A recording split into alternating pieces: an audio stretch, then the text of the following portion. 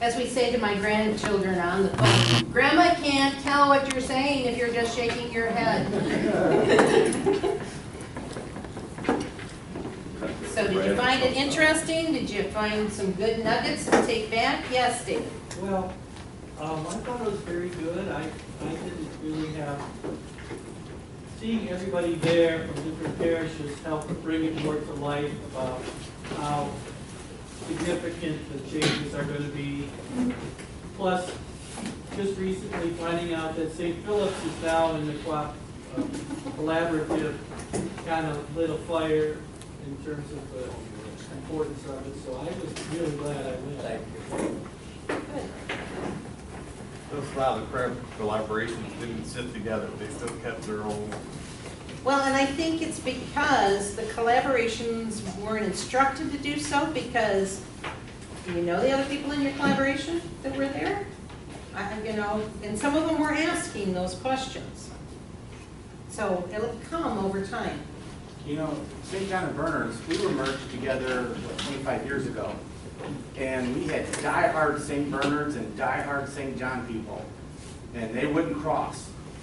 Now we have diehard St. Bernard's and diehard St. John's, but then we have St. John and Bernard's. And the St. John's and St. Bernard's are a lot less now. So it takes time to blend. It was St.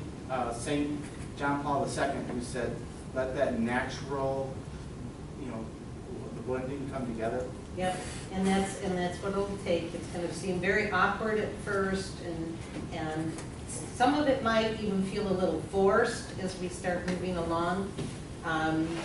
So one of the things that will be happening is this new spiritual renewal that'll happen, is supposed to happen in every parish, every collaborative, and that will get settled once the new pastors come into play.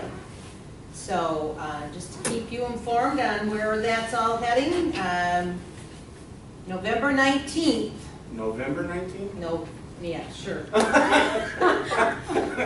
Wow. I'm pushing it too far. I can't handle it that long. So May 19th, how's that? That sounds better. A week from this Thursday, Bishop Bradley will be bringing all the priests in and talking to them individually and handing them their assignments. I'm pretty sure that the news then will start trickling out as of the 20th. And the announcements in the parishes will happen that weekend. So that's what we know about all of that. Saturday, we have our seminar. Again, still not quite sure what's going to happen, but something is. We are coming together. And I'm hoping that I'll have some word from Father Gordon about your catechetical lessons that you did. I haven't received anything on those yet, so How is he feeling, by the way? I heard he's moving very slowly yet, but hoping that this is his last surgery and that it's just going to answer everything that's been going on for him. So we don't know. We're hoping. So anyway, Saturday, and it's our last seminar for this academic year. So you will be receiving your calendar, the draft calendar, because as soon as I hand it to you, you're going to have 5 corrections for me. So it's Give it to Tim first. It's the draft calendar. And then again at retreat, you'll get the final one for the year. But things are pulling together really well. We need to pray. We still need one teacher, but everybody else so far has said okay. Lydia is excited about coming back. So I'm going to encourage you not only to be doing your lessons, but please keep reviewing what she taught you last year, because she's going to expect you to know it by the time she comes back. All right? And then the next time, if it's not on a Saturday, the next time you're at the Diocesan Pastoral Center, you need to stop in at the new chapel. It really is beautiful. It really is special. They opened it today. So it makes a big difference when you know you can, in the midst of all that's going on, you can take 5 minutes to just be with the Lord. And I just kept telling him I was going to be back lots of times. So, yeah. That's in the place where your office used to be. It is, yeah. So, nice place. Any questions about what's going on? You got it all down, good. Can I say something? You may. Just wanted to thank everybody for their prayers. Really appreciate it. I could really feel a lot of prayers coming in, you know, from family and friends and you guys. Basically, I'm not sure what information you got, but the outcome of the surgery was very good. I had a 2-centimeter tumor, but it was like thin. I kind of picture it like a pepperoni, just kind of on the outside of the kidney. So they just kind of scraped that off, and we saved like 90-95% of the kidney. So that was excellent. And all the margins of the tumor looked good, clean, you know, so that they got it all. And my understanding is there's no chemo, no radiation, no nothing for this. So kind of got lucky that we found this, you know, early, and hopefully, you know, I won't have any more problems with this particular cancer. That's kind of all. But I'll have to have follow-ups for 5 years, CAT scans and stuff like that. Yeah. So thanks a lot for your prayers.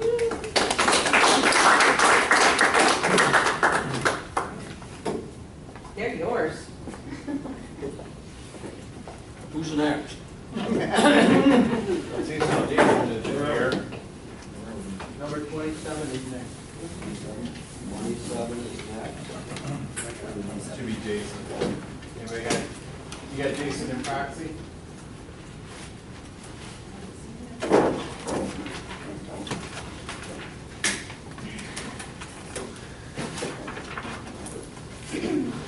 We'll do 28, Bishop. 28, okay, thank you.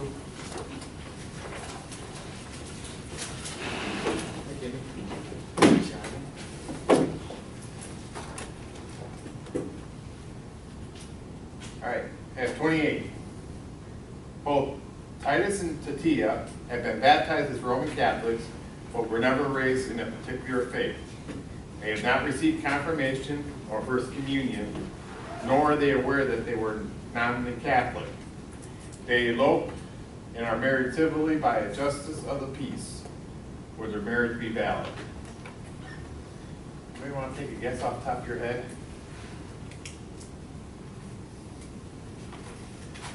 Guess not. Who's the vote?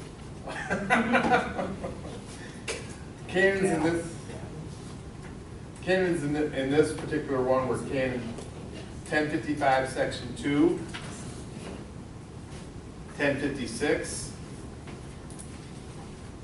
Canon Law 1057, both Sections 1 and 2, and then Canon Law 1117. The commentary in our nice big heavy book that Brian can't lift on page 1248 states that the marital sacrament and the marital contract are inseparable in marriages of the baptized. If the total absence of faith in one or both of the parties to a marriage prevents them from entering a marriage, it also prevents them from entering a valid marriage. This unintended consequence of this insistence on this inseparability, there's a tongue twister, of marital contract and marital sacrament for the baptized means that baptized non-believers forfeit their natural right to marry as a result of lack of faith. Since the lack of faith, baptized unbelievers cannot enter a sacramental marriage, but since they are baptized, they cannot have a valid sacrament that is not a sacrament. A valid marriage that is not a sacrament. So, after I read that section, I'm thinking, okay, you got two baptized people, really don't have any faith. For instance, it says it's not a valid marriage. But it gets into the question on intent of both of the people. This is where I think this one can go one or both ways, but I think it is on page 1249, it also states Now, unlike the ends of the marriage, the essential properties of marriage are not the goals to the marriage, but qualifies the inherent institute of marriage itself. So, the bottom line says that there are properties in here that any gender marriage, independently of the will or intention of the partners. So if there's no intention for them to get married, it automatically nulls their marriage. But you had two people that were settlingly intent on getting married. So their will was there to get married. So then you go, okay, it's a valid marriage. So one section says not valid, one says invalid. Roman law states that the decree, I'm not going to say the word, the 12th century popes consent that non-cohabitation makes a marriage. It says it's rooted in canonical tradition, has been cited by distinguished canonists as a matter of divine law. Consent is not only an indispensable element of marriage, but the efficient cause that brings marriage into being. So, this being said, there's no human power for absence of consent by one or both of the parties. If you don't want to get married, you're not going to get married unless you're forced. And if you're forced into marriage, that only makes it invalid, because you can't be forced into something you don't want to do. In our commentary, this book was like all full of good stuff. It states that the general principle that baptized Catholic into the Catholic Church or received into the full communion with it must observe the ordinary or extraordinary form when they marry, whether they marry a Catholic or not. So if you're a baptized Catholic, you have to follow the sacrament and rites of the law and marry according to the rite of the church. The failure, if a Catholic, to observe this form results in the nullity of his or her marriage. So the fact that a person was not raised in the Catholic Church or after baptism has lapsed from the active practice of faith does not exempt him or her from the obligation of observing the canonical form. Bottom line is, two people baptized Catholic have to follow sacramental law and the rite, no matter if they are raised in the faith or not. So it got me thinking, well, you know, Pope Francis came out with this book called The Joy of Love. And as I've been reading through it, it takes on this case whether both parties had mutual consent at the time they eloped. I'm assuming they had that mutual consent. Even though we assume they both wanted to marry each other, the validity cannot be based on their consent. It does not take away the requirement of Canon Law 1117. Now, when I read on page 38 and 39, which is under paragraph 75 in the book, Pope Francis says this.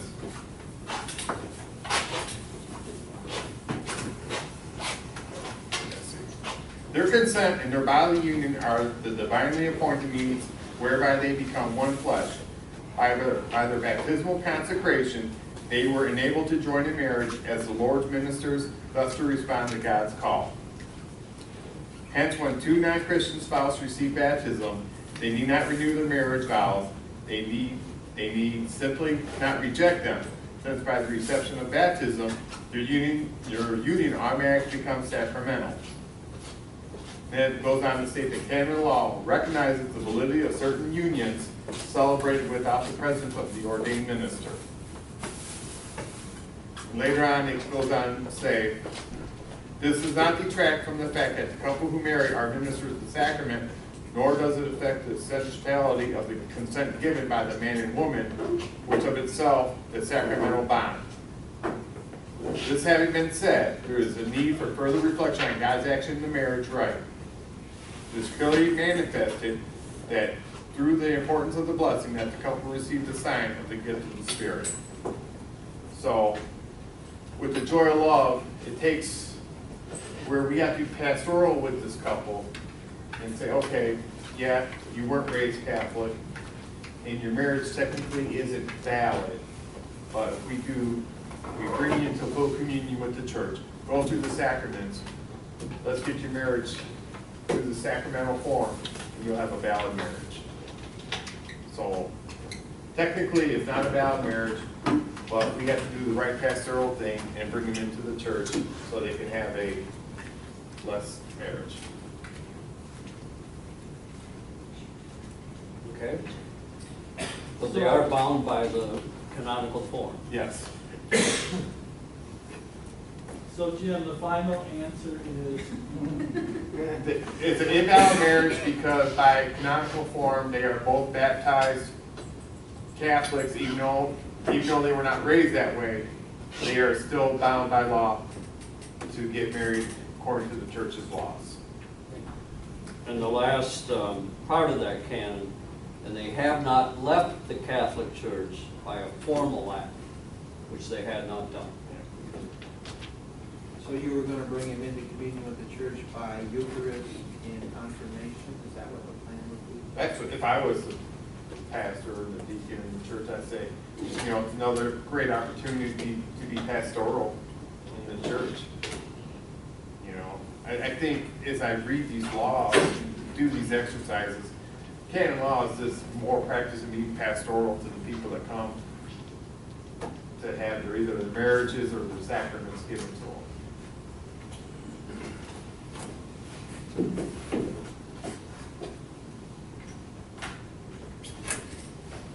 Okay, thank you, well done. John? John, actually, I'll give this bit kind of order. Actually, I have kind of a question. I have a question about that got me one. on message, that you right? talked about. We'll go back to 27. Bishop, there's a question. You have a question, right, Mark? Well, okay, I have a question about that one, and that's that they're not even aware that they're nominally Catholic. And from the way the question is written, they don't go to church and they went to a justice of peace and got married. So I guess I'm a little bit confused of why are we even discussing whether that's a valid marriage or not? Because they aren't even aware that they're Catholic, and I assume that they're kind of not going to church, and they're not, you know, they went to a justice of peace, and I get the feeling that they probably don't really care. So is the ultimate point that if they eventually do want to come back in the church? Well, I think practically speaking, you'll probably never hear from them because they aren't aware that anything's wrong. Right. But if they were to attempt to practice the Catholic faith, they'd have to do something about this marriage, which is not valid due to lack of canonical form. Yeah. But that has nothing to do with their consciences. So they're probably acting in good faith. Right. And if they are, leave them alone. Yeah, I mean, if they're not even aware that they're Catholic and they went Yeah. and got married, then in their minds, they're married. Yeah. And civilly, they are. But they still could end up on your doorstep someday wanting to do something for God knows why. Yeah. And then you'd have to deal with that. Sorry, Jim didn't tell you I was going to be late. Give him a message on your phone. So you can tell them we're going to be late, so. Hey, Jason's gonna be late. Thanks, appreciate that. I'm Jason Aiello, and I'm getting a haircut tomorrow at 3:30. first. So number 27, I can't believe we only got to 29, I expected more. 27, Eileen, a baptized and confirmed Catholic, falls in love with Solomon, a practicing Jew. He convinces her to convert to Judaism. She is accepted in Judaism and then arranges to marry Saul in a synagogue before a rabbi. First question, is the marriage valid? And then another situation, if something happens with somebody named Irene, a Catholic who's received in the Lutheran Church, and marries Martin in a Lutheran ceremony, is the marriage valid? Is it sacramental? So in Canon 11:17, it talks about the validity of marriage, and it notes that because Eileen has formally left the church by her conversion, it's not valid. And so that is, we heard the notorious and formal being used in terms of the action of the person. In this case, it's a formal removal of oneself from the church, so therefore it prevents the marriage from being valid.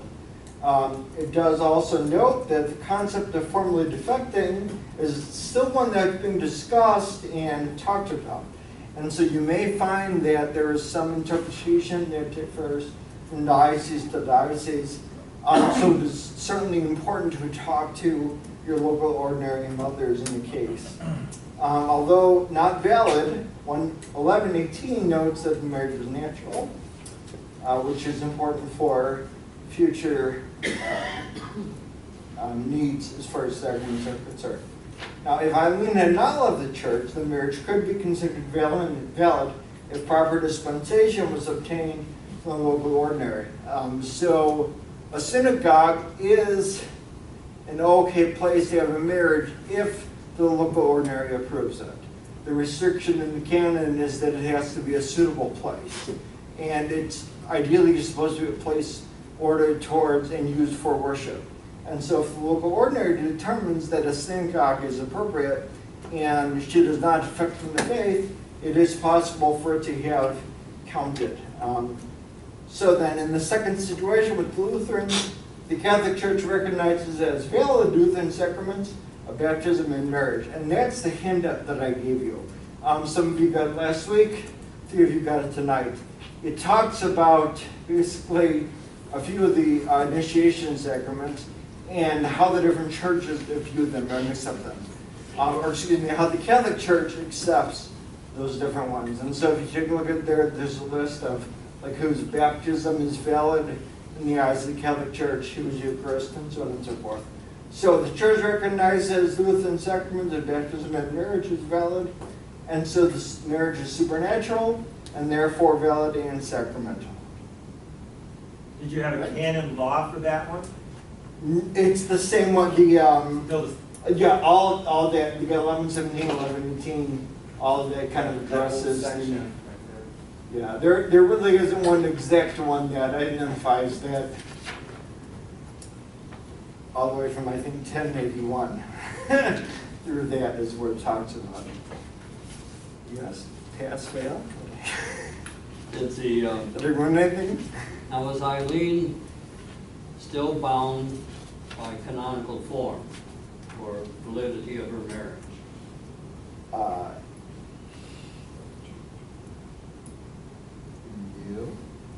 Well, she's baptized, but she's not faithful.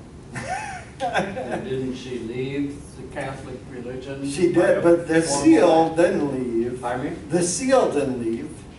I mean, the seal is still there.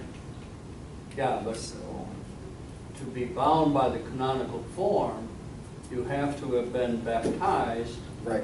and not formally left the church. Okay, okay. And she did formally leave Right, the right. church, so she's not bound Okay. by canonical form. Okay.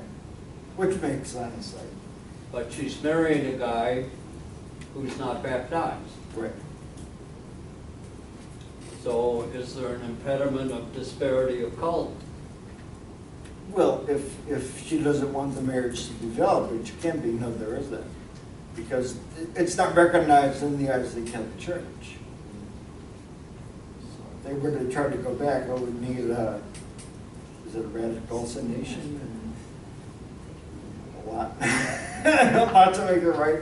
But that would be contingent on her formally returning to Catholicism and then his agreeing to the conditions set forth. That was more of a question, sorry. Okay. Then I apologize for being late. I brought hot dogs though. Well, that makes it all better. You brought what? I brought hot dogs. All right, step 29, which I really found, other than some of the nuances, very similar to the case Jim had. Ron and Rita are baptized Catholics who have decided to marry before a judge. Mentions nothing about their formation, mentions nothing about confirmation. It sounds like something taken out of 1970s. The ceremony was planned for the home of the bride. The pastor of the parish in which the home is situated wants to provide an ecclesiastical presence for this young couple with the hope that they may return to a full practice of their faith in the near future. He attends the civil ceremony and even offers a prayer and blessing after the ceremony is completed. Do you think that the couple is validly married in according to canonical form? And this too, really going from, with all the questions that I had, went from 1055 really well into and past 11, 17, 18, into 19. It did talk about 1065, whether they have received the sacrament of confirmation, which they need, that's section 1, it's 1065. Section 2, to receive the sacrament of marriage, fruitfully spouses are urged especially to approach the sacraments of penance and of the most holy Eucharist. It doesn't mention that either. 1071, where it talks about except in cases of necessity, a person is not to assist without the permission of local ordinary. The marriage cannot be recognized or celebrated according to the norm of civil law. It really kind of ended up in the same place as Jim's did. The form prescribed above must be observed. This is 1117. Must be observed if at least one of the parties contracting the marriage was baptized in the Catholic Church. And it goes down to 1119. Outside the case of necessity, the rites prescribed by the liturgical books approved by the Church or received by legitimate customs are to be observed in the celebration of marriage. So I would say, as it is written here, with as many questions that I had, that no, that the marriage wouldn't be valid.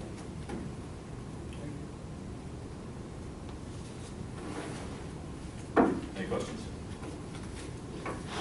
I have one for Bishop. Thank you. Bishop? No problem. Bishop, would it be right for that priest to actually be there and doing a blessing? Would you be comfortable with that if it was a priest in your diocese? No, but and it seemed it was all after the fact. It was just, I think his intentions are good, but he's really rather stupid. Because that would create confusion amongst the people. Is the church approving this or not? Some would interpret his presence as approval, and the church can't approve of that because it's not a valid marriage. What would you encourage a priest under your reign to do to try to validate that as much as possible to bring them to the church at some point later? Well, yeah, I think he could, with a very kind pastoral conversation, can leave doors open for something in the future. But I think going there is not a good choice.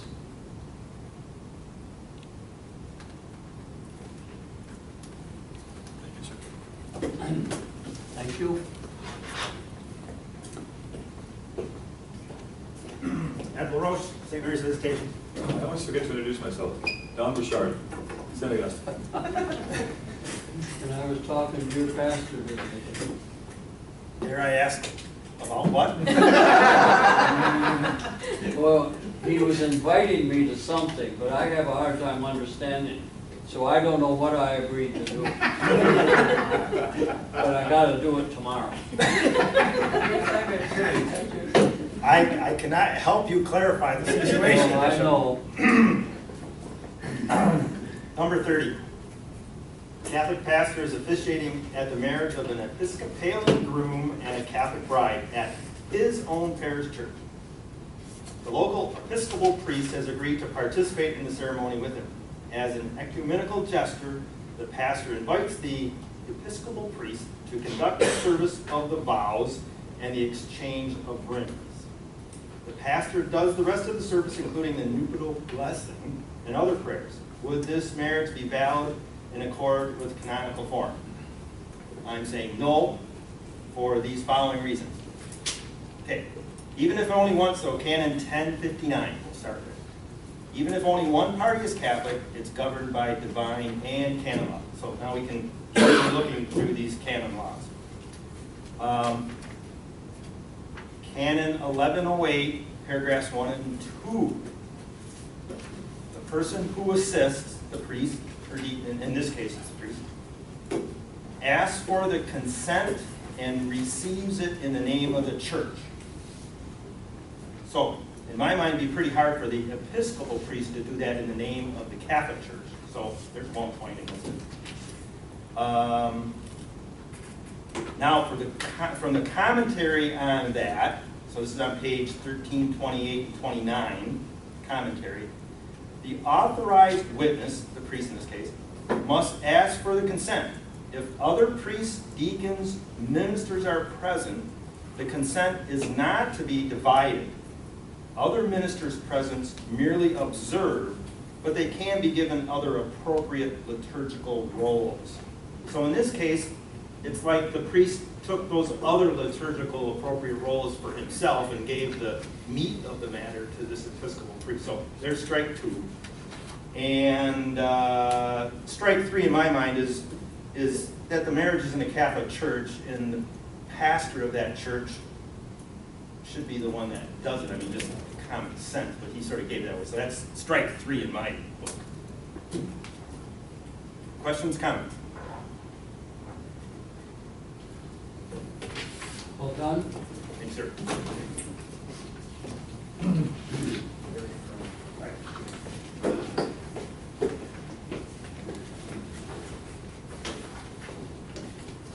Brian Kaluzny from St. Catherine's. My wife Margaret asking all the questions over there. Under the bus.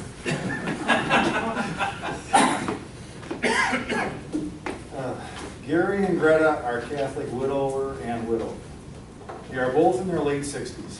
If they marry legally, their Social Security benefits will be depreciated considerably, causing them financial hardship. They wish to marry religiously without a civil marriage license. Can a diocesan bishop permit this secret type of marriage ceremony? I think yes, the bishop could permit this type of marriage, which is secret marriage, which is discussed in Canons 1130 through 1133. Canon 1130 states that for a great and urgent cause, the local ordinary, in this case the bishop, can permit a marriage to be celebrated secretly. The key here is what constitutes a grave and urgent cause. Prior to conducting the secret marriage, the bishop should investigate whether the loss of benefits will result in actual severe hardship or only render their lifestyle somewhat less comfortable. The bishop should also be aware, now this was said in that green book, the bishop should also be aware that he could potentially face a civil suit or a criminal prosecution for defrauding the government. The secret marriage must follow canonical form and a written record must be retained. Now, Bishop, what about that? Is that really realistic about a potentially civil lawsuit? And I mean, with the way marriages now, you know, who can get married is, you know, it seems awful far. Yeah, I think think that's it's kind of a highly stretch. unlikely. Highly unlikely. Yeah, but if not, I'm told that some of the prisons aren't bad places. And we should pray for our bishop in prison. Now,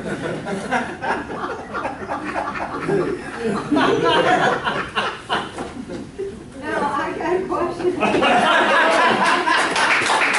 No,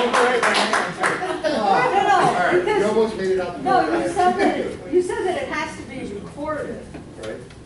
So it's recorded, but not recorded civilly? I mean, I Right. sense a really kind of a big clash about, They don't want to record shit because they want to get that money. right, Get that I mean, it's like, I don't know, it seems kind of weird. But So you would record it then at the parish? At the parish and, I think at the parish and at the diocese.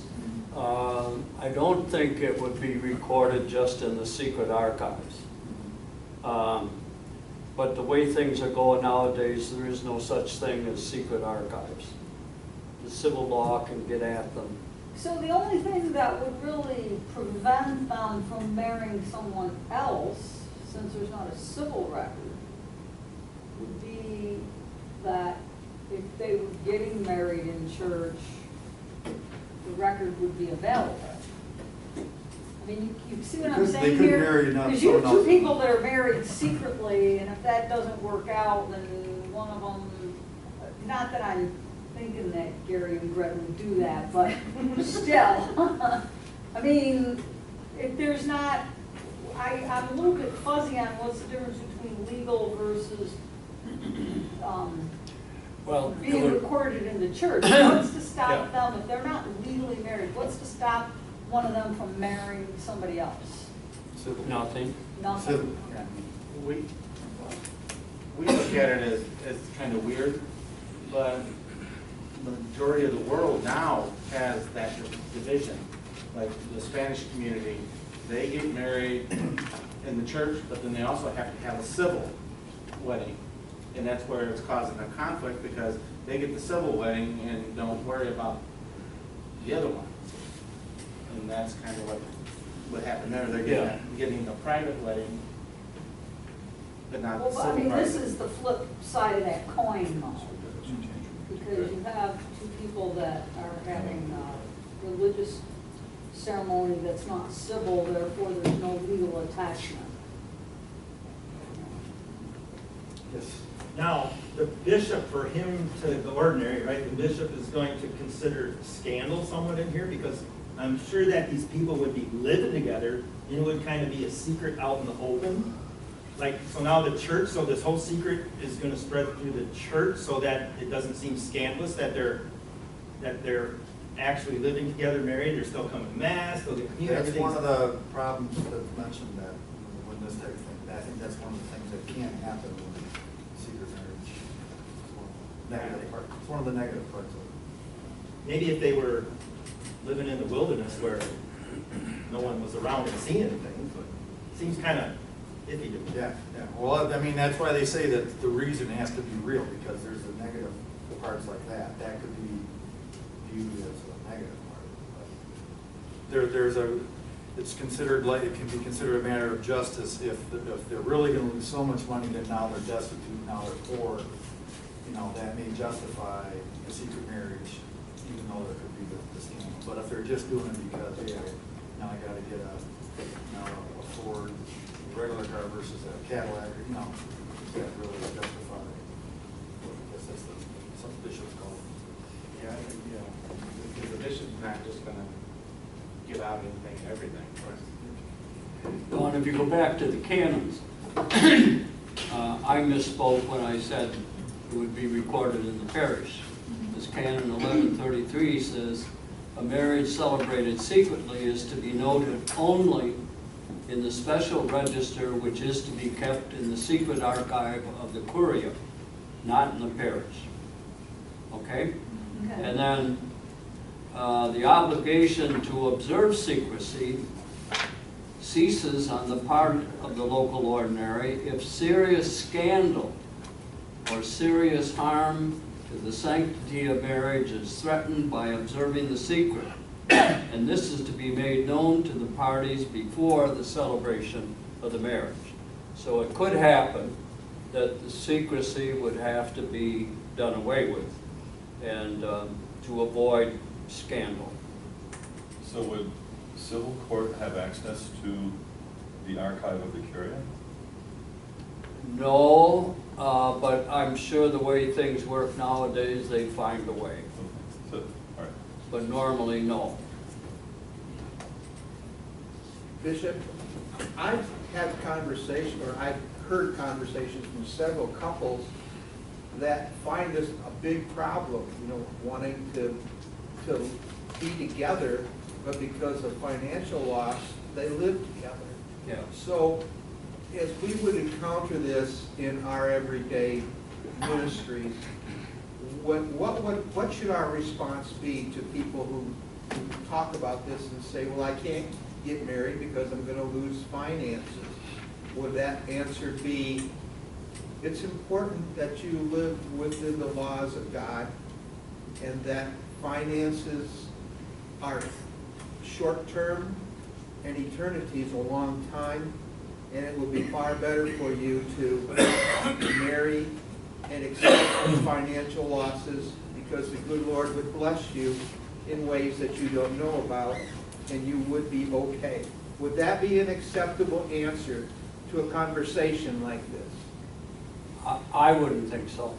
I think my answer would be, because of the circumstances, I have to consult with the bishop.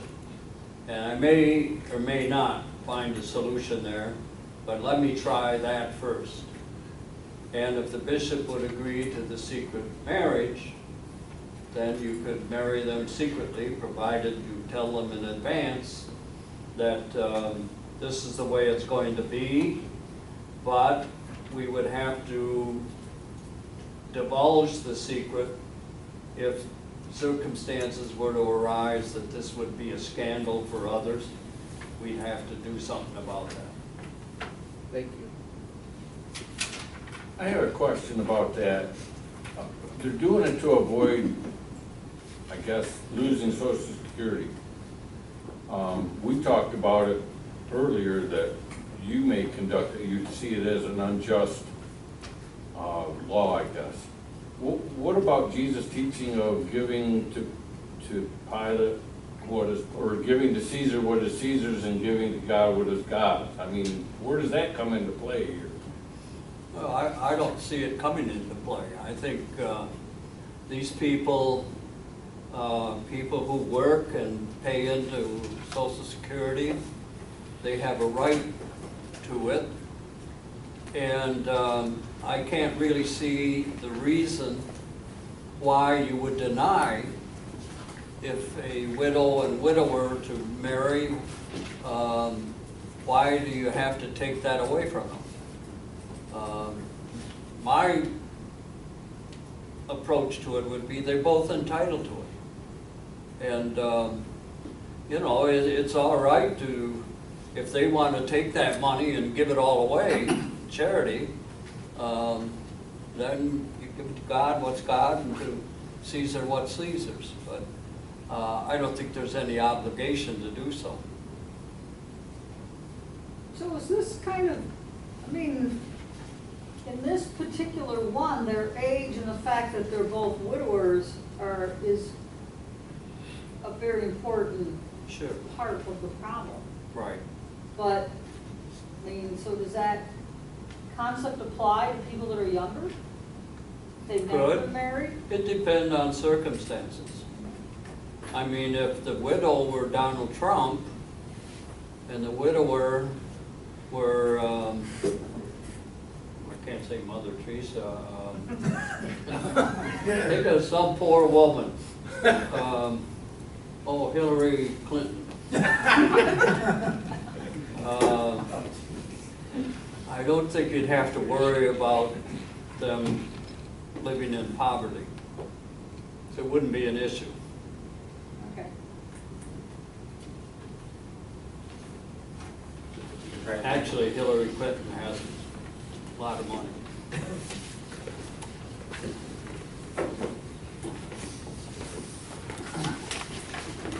You back again? I am, and I keep returning like a bad nightmare. Who are you this time? Who are you? Nick is a Roman Catholic, and Ruth is a Russian Orthodox. They want to be married in an ecumenical ceremony, but the families and the clergy create insurmountable problems. Therefore, they have planned to marry before a justice of the peace in a neutral ceremony, as it were. Can the bishop of the diocese in which this civil ceremony will take place grant this couple a dispensation from canonical form? We start out with, if the grave differences hinder the observation of canonical form. And in this case, the grave difficulties, which are obstacles to the observance of canonical form, are the insurmountable problems from family and clergy. They meet that. What's the canon number you're using? 1127-2. Thank you. You're welcome. Therefore, to achieve family harmony or to avoid family alienation would be a legitimate pastoral reason. Now, the problem comes, or The other issue that arises in this is they talk about the bishop of the diocese in which this civil ceremony will take place. Is this where the people actually reside, or is this a different diocese? So, what happens is, the dispensation from the canonical form for a mixed marriage can be granted by the local ordinary of the Catholic party, that is the local ordinary of the place where the Catholic has a domicile or a quasi-domicile. If the marriage is to be celebrated in another diocese, the Catholic's local ordinary is not to grant the dispensation without first consulting the ordinary of the place of the celebration. Although this consultation does not affect the validity of the dispensation, and the local ordinary of the place of celebration exercises no veto power, the consultation aimed to prevent confusion or wonderment when a Catholic marries in a non-Catholic ceremony. Is that the same reference? Yes, Is it's that all. the same reference? Yes, it's all from that, it's all within that. So, to answer the question directly, can the bishop of the diocese in which the civil ceremony grant the dispensation? No. Unless they reside in that diocese. Would that be correct? Correct.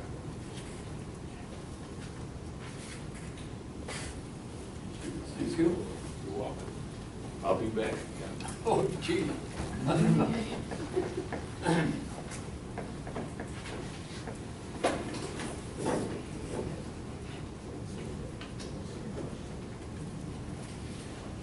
I am David Krajewski, my wife Cecilia back, and my Powerball numbers this week are 32, 15, 7, 6, and 5. That'll be different next week.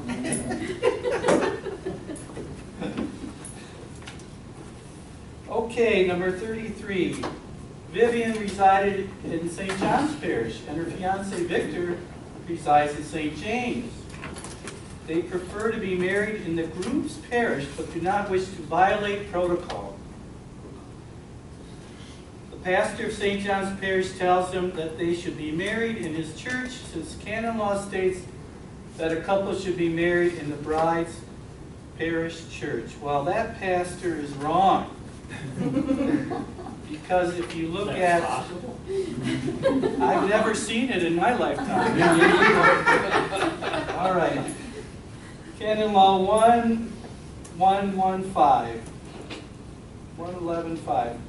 1115. Anyway, basically, so marriages are to be celebrated in a parish where either of the contracting parties has a domicile.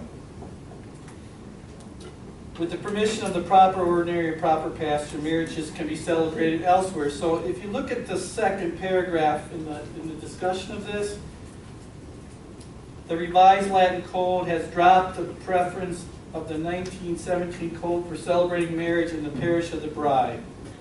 So that pretty much answers that question. And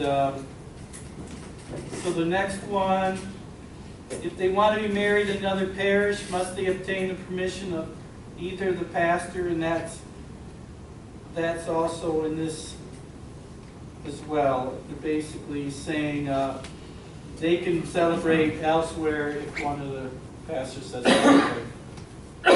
Now the third one took a little bit of a challenge for me, because it says if both pastors refuse to grant the requested permission, can a diocesan bishop overrule this refusal? So what I did is I went to Canon Law 841. You got to follow me on this. It's a few steps of logic here. Since the sacraments are the same for the whole church and belong to the divine deposit, it's only for the supreme authority of the church to approve or define requirements for their validity. So, the discussion of that, the first paragraph basically says, that it's the ecclesial authority is responsible for, one, the determination of what is requisite for the validity, and number two, the determination of all other matters relating to the celebration of the sacraments. So I'm looking at number 2 there.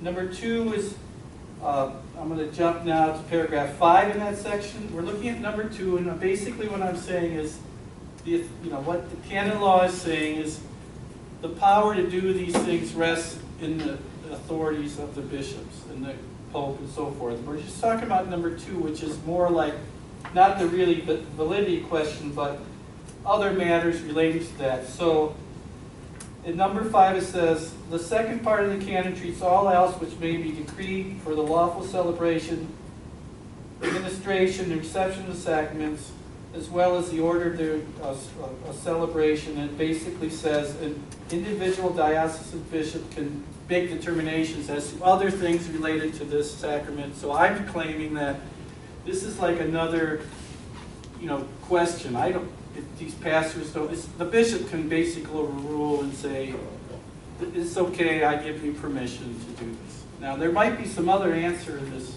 canon law book for this question, but that's the route I took. Canon law gives the powers to the bishop, the individual bishop, to take their decisions into matters that are outside the validity question.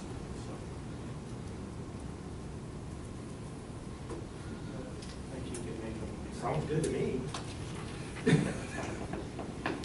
Yes, sir. Going to the back side of the canon there, once a pastor is put into his parish, I don't know if the bishop can make him have that wedding there or not.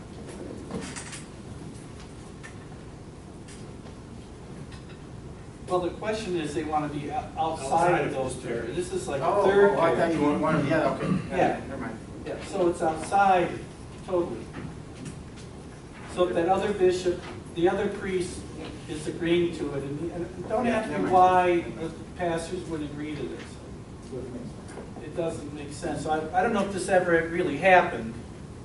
Or is this kind of, you said a lot of these are based in truth. Yeah, I don't think this is. But, yeah. So was there another angle to this, or? No, it's just that the place of the marriage is pretty flexible. Okay. In the 1917 code, the marriage should take place in the Church of the Bride, although there were exceptions made to that.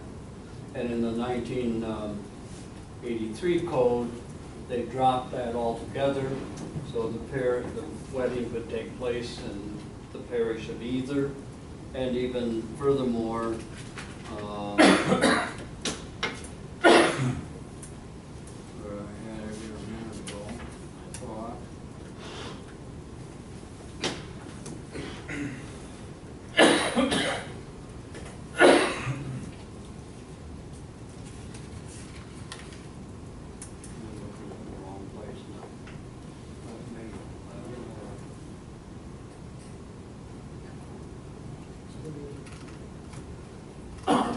I'm not finding it, but I thought I had it a minute ago.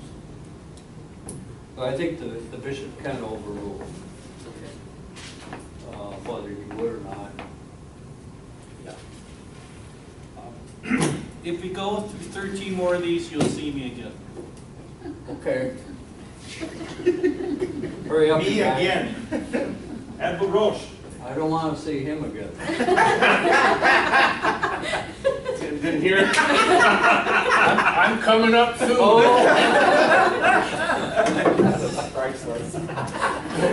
Ed LaRoche from the northern outpost of the Northern Deanery. St. Mary's Visitation. Where Father Stephen rules. With a very gentle, open hand. Number 34. Herman, a baptized Catholic, has been married and divorced 3 times. He is a notorious drug lord and porn peddler. At age 43, without having been reconciled to the church, he dies. His family requests that he be given full ecclesiastical funeral rites with interment in St. Joseph Catholic Cemetery. The decision is mine. I say no. You would express that pastorally, of course, to the family. And I would approach them just trying to explain what would be in the canon law and why it might not be free of scandal to allow this guy to be buried and really blessed with his funeral rites. So anyways, Canon 1184 is where I'm getting my points from. He's notorious, publicly known to be this drug lord and porn peddler. Both of those activities are not supported by church teachings. So a great scandal would occur. However, he was not reconciled with the church, so I don't think you could say that he would want this. It's the person, not necessarily the family, that's important here. So that's another reason. The marriages don't really have anything to do with it other than showing that he was not really regarding anything that the church taught. So that's what my support is. Now on the pastoral side, like, well, someone like this, if he wasn't, could he be reconciled with the church? And if he had been reconciled, then even though this is a notorious case, if it was made notorious that he did reconcile with the church, then I think you could go ahead and do it. So it's notorious that he is like sort of a bad guy, but if on his deathbed he had recanted and reconciled and everything, then you could avoid the scandal by making that public. So as bad things are public, you would want to make the good thing public too. That's sort of what's said in the commentary on page 1412. Questions? David? Well, I'm going to ask you, but you could ask me too. But let's say that he was not a drug lord, but he wasn't a porn peddler, but he had trouble with the sexual addiction. Would you consider him being buried? It just matters whether it was notorious or not. That's what I'm saying. It wasn't notorious. Well, then scandal will kind of be pushed out of it. So, because it's not publicly known that he was doing this. Which would put a different touch on it. I mean, then you would have to see, well, was he reconciled with the church? So I don't think it would necessarily matter the item that he was unreconciled with the church for. Just like the marriages. It's those irregular marriages wouldn't necessarily matter if at some point he says that, well, these things were wrong and I'm sorry for them. That's what I think. Now, when I was a kid, I served at a funeral of a mayor of Jackson who committed suicide. And the bishop allowed the funeral. He said, it's got to be a private funeral, no big fuss. And then a letter from the bishop had to be read at the funeral and explaining why he was allowing the suicide to be buried in the Catholic rite. And in it, and I kind of thought this was unnecessary, but I was only a kid and nobody cared what I thought anyway. But he gave the history of the family, and there's mental illness in the family, and he pointed that out. And so we had the funeral, and he was buried in a Catholic funeral, buried in a Catholic cemetery. But in those days, and this shows you how things shift. Back in those days, that would have been a good decision. Nowadays, given the attitude of people towards suicide, and I think most people are agreed that nobody in their right mind commits suicide, that there's got to be some mental illness there somehow which would allow you to have the Catholic funeral. I think times have changed and attitudes have changed, and you wouldn't necessarily do the same thing nowadays. Wouldn't you take into consideration, okay, he's dead, so it doesn't really matter, none of that. I mean, it matters to him where he's going.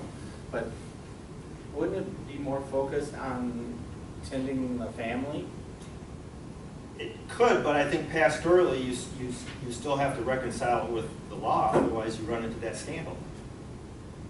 Well, I had a cousin, he was in the Navy in World War II. He was home on leave, he had been serving in Africa and I don't know where all. But he wanted to marry a Jewish lady, and they tried to get a dispensation, which in those days, again, this shows you how things changed. The dispensation could not be given by the bishop. It had to come from the apostolic nuncio in Washington. And they applied for it, but it didn't come. His leave was running out. So he got married, civilly, the two of them. And then he was going to give a talk to the American Legion about the war. And on the way to give the talk, they got in an accident, and both he and she were killed. And then the pastor we had at that time, God forgive me for saying this, but he was a mean son of a bitch. And he called the other priests in the city, said, don't allow anything for this guy. No mass cards, no funeral, no nothing. Well, we had one priest, he was a young guy too, and this took a little courage on his part. He came to the funeral home and conducted the funeral. And I think that saved a lot in my family from leaving the church. At least one guy showed that he had some sympathy. So these things change, and all you can do is make the best judgment you can make. But for my money, you never go wrong by being pastoral, being kind, allow whatever you can, stretch it if you must. And remember, funerals, they aren't for the dead, they're for the living. And you got to take into account, how's this going to impact or affect this family? On the other hand, you got to consider, well, if we go along with this, is this telling them that it's okay to get married out of the church and leave the church? So you got to use what God put between your ears and make the best judgment you can. I could tell you tons of stories of this kind of stuff, but we haven't got time. Doesn't the bishop have some say in it? I mean, because you just said one priest called up and told all these other priests don't do this, but doesn't the bishop kind of Is this the pastor's decision, or does this have to go people? Well, if the bishop had known what was going on, I think he would have done something. Okay. Because this guy was going out of his way. And I mean, because to me, it seems like how can one priest tell it was someone unnecessarily from a cruel. different parish, oh, well, you better do this or that? Yeah. You know, that seems a little. But he was a mean cuss. And everybody was afraid of him. Oh, okay. Welcome. Are we near break time? No, we can get 5 more in. We'll see. Are you doing them? No, this is for Ed Nichols, he's not here. Oh, okay. He's We didn't turned his find any paper in. confusion. As long as it isn't him.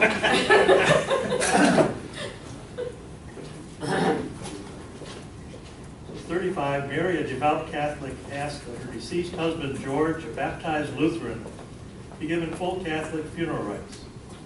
She stated that he had not gone to a Lutheran church during their 33 years of marriage, except for weddings and funerals of relatives.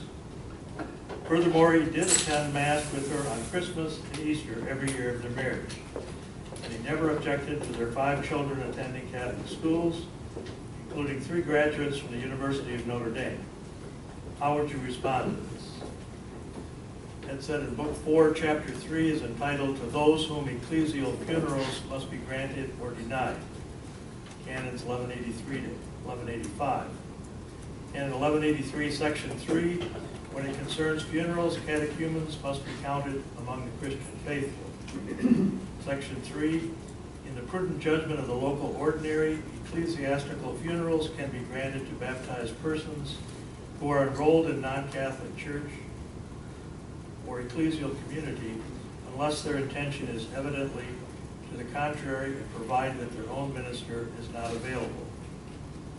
There are 3 conditions that must be met. The deceased must have been validly baptized. The case states that George was a baptized Lutheran. This is a baptism recognized by the Catholic Church. The non-Catholic minister must be unavailable. Since it says that George had not gone to a Lutheran church in the 33 years of marriage, except for marriages and funerals, it would be doubtful if George would have known who the Lutheran minister was. The canon defines this as morally unavailable, because George had not practiced his faith, whereas the next of kin is a practicing Catholic. In other words, it would appear that he really did not have a minister, since he never really established himself at a Lutheran church. There is no indication that the person would not have wanted a Catholic funeral. By George's actions of paying and allowing his children to attend Catholic schools, and even he himself attending Christmas and Easter Masses, there appears no animosity towards the Catholic Church. There is no indication that he would have objected to a Catholic funeral. In fact, by sending his kids to Catholic school, it would appear that he took the promise he made at his wedding seriously to raise the children in the Catholic faith. Because all 3 of these conditions seem to be met, George should be allowed a Catholic funeral with one exception. If a funeral mass is celebrated, the name of the deceased non-Catholic may not be mentioned in the Eucharistic prayer. That's what he said. I had another case once. I was just casual help in this parish, and the pastor was going away, and he asked me to fill in for him while he was gone. Well, one morning, this woman whom I knew quite well, Catholic lady, and I can't remember now whether her husband was or wasn't a Catholic, but that shouldn't make any difference. At any rate, I think he was not a Catholic, because during the Mass that he attended with her that morning, he asked her if he could receive the Eucharist. And she rightly said, no, you're not a Catholic. You have to become a Catholic. So that ended that. But later that day, he committed suicide. And especially for the poor widow, I felt we got to bend as much as we can bend in this case. And so I said he could have a Catholic funeral, which he did. And I reasoned that when he asked for the Eucharist, that made him at least somewhat technically a catechumen, because he was asking, you can't be more united with the church than in the Holy Eucharist. So I conducted the funeral. The pastor came home and he was really upset with me, and he chewed me out. He didn't agree with me. I said, that's fine, you don't have to agree with me. And he says, well, you can't do this. I said, don't tell me I can't, I just did. And so I finally ended the conversation by telling him, look, if you don't agree with my decision, that's all right with me. But why don't you just stay home and make your own decisions? With that, he shut up. But that was, I thought it was the right decision, and I still think it was the right decision. And I would stand by it and defend it. I always ask myself, if St. Peter were to ask me what I did, if I say, oh, I denied that guy, I didn't care about him, I don't think it would go over well. So that's my judgment, is how would St. Peter react to me? So, You mean after his conversion? yeah, right. Because he blew some of the decisions before his conversion. The current guy. But. Yeah. Okay, are we break time or? Oh, yeah, I think they're voting for a break. oh, we want to hear Dwayne now. Do you want to hear Dwayne or do you want break? So, come on, Dwayne. Wait a minute, what number are you? 36. Oh, wait a minute, never mind, you can go sit down. Yeah, short. Dwayne Pogue, St. John Bosco. All right, 36. Mary is a catechumen in the parish RCIA program. She is scheduled to receive the sacraments of initiation at the Easter Vigil ceremony on April 15th. Her 6 siblings who live in Australia have purchased non-refundable airplane tickets to be present for her formal reception into the church on April 15th. Her wedding to Igor, a non-baptized agnostic, is scheduled for the following Saturday, April 22nd, so that she can have a Catholic wedding and so that her 6 siblings can be present as well. Tragically, Mary learns on February 16th that Igor has been diagnosed with terminal cancer and has no more than 3 weeks to live. She asks Deacon Herbert to officiate at her wedding on March 3rd. If you were Deacon Herbert, how would you respond? Well, I would respond by contacting the bishop first. Archive.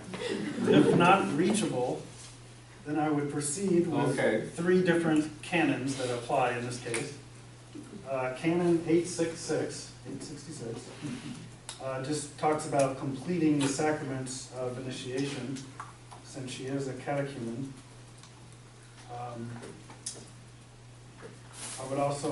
She would also need a dispensation from Canon 1086, and that's the impediment for the disparity of worship, which says that marriage is invalid between a Catholic and a non-Catholic.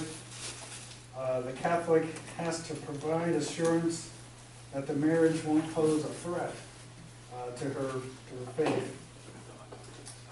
And then Canon 1079 is for dispensation in marriage in situations of danger of death.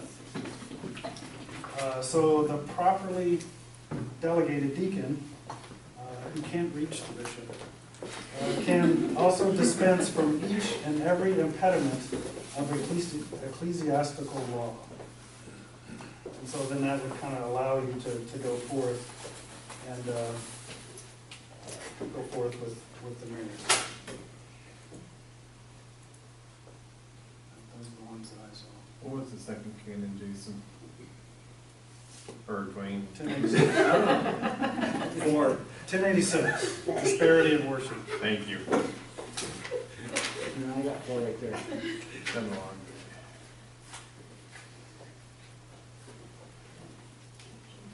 Everybody happy?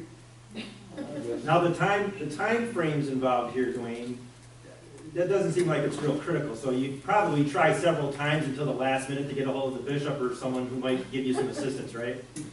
Yeah, that's why, my first action would be to contact the bishop. I mean, we're not talking hours, there are some days here, or perhaps weeks. But it seems like, in the danger of death, kind of like we've seen in some of the other ones, it kind of changes things a bit, to speed these up. It becomes more, push the envelope a little bit more perhaps. Sorry to keep everybody from hot dogs, but this year, actually, I experienced 2 of those danger of death did not occur situations.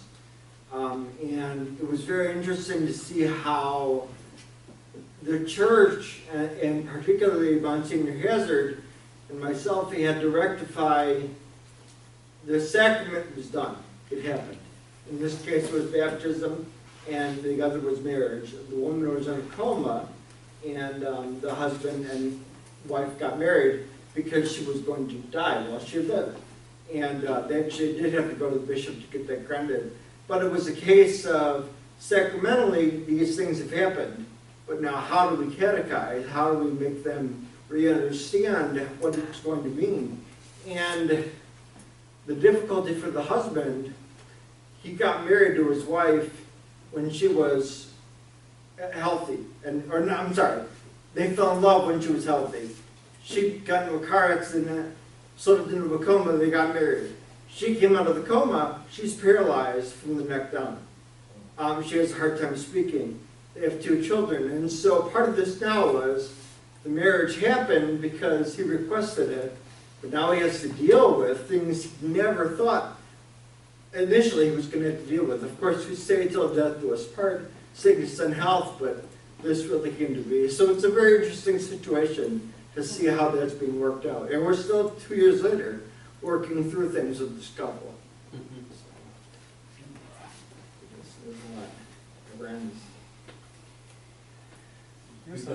Yeah, I mean, I guess that's kind of a question. My other question last week had to do with a similar situation where a person is about to die, but they want to get married. But then, like Jason said, till death do us part. It's kind of like, well, does that happen a lot? I mean, it seems like, why would you want to do that necessarily when you're going to die, and then the person that's alive, is kind of left to deal with that.